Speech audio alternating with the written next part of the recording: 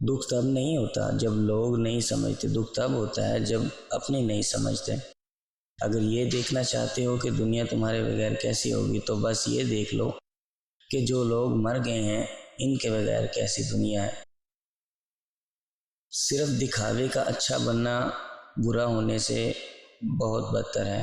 ادھوری باتیں اور ادھورے جملے سن کر اپنی مرضی کی داستانیں تخلیق کرنے والا لوگ ہمیشہ دکھ اٹھاتے ہیں۔